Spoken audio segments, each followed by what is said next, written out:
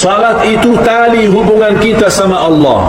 Kalau terputus tali itu sama Allah lewat salat, tidak ada ibadah pun yang bakal diterima oleh Allah. Semuanya sia-sia.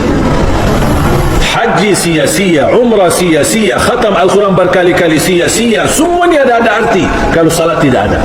Karena salat tiang agama. Jatuhnya tiang agama, jatuhnya agama. Ketika menghadirkan guru saya, seorang ulama besar, dan beliau juru kunci makam Rasulullah SAW. Saya pernah hadirkan 2 kali ke Indonesia. Ketika beliau hadir, selesai tausiah, saya sebagai penarjamah. Jadi guru saya ketika dia berceramah bahasa Arab, juru kunci makam Rasulullah SAW, beliau sudah berkhidmat di makam Rasulullah SAW 79 tahun. Di usia beliau 17 tahun, 18 tahun dia berkhidmat, melayani dan menjaga makam Rasulullah SAW.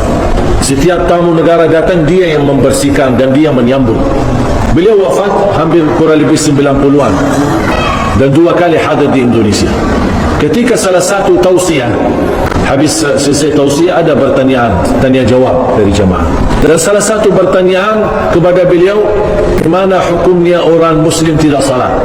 Ketika saya menyampaikan dalam bahasa Arab, beliau kaget sambil mempandangi saya. Iman ada orang Muslim tidak salat? Dia kaget, heran. Iman ada orang Muslim tidak salat? Saya jawab, ada, banyak di Indonesia.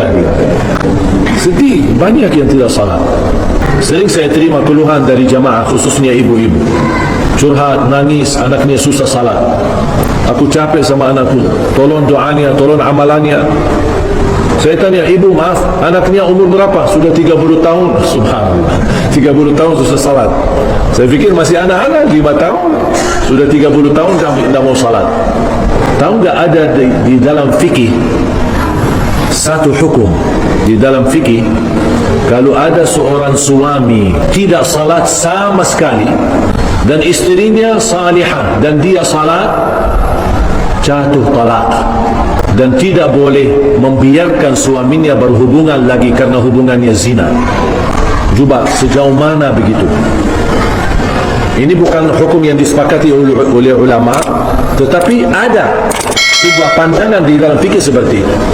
Bahkan ada satu pandangan, ketika ada orang Muslim tidak salat sama sekali, dia tidak mengingkari kewajiban, dia tahu salat itu wajib tapi malas, tidak mau lah gitu.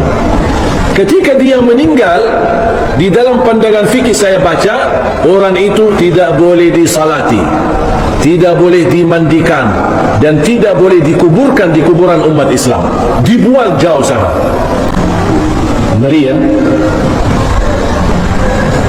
Coba mohon maaf kalau hukum ini berlaku, nampaknya sepi kuburan Islam. Wala haula wala quwwata illa billah. Kita doakan semoga pemuda-pemudi Indonesia Allah berikan hidayah. Alhamdulillah belakangan ini sudah mulai banyak hijrah. Walaupun badannya banyak tatu, banyak ini, tapi alhamdulillah dia mau salat.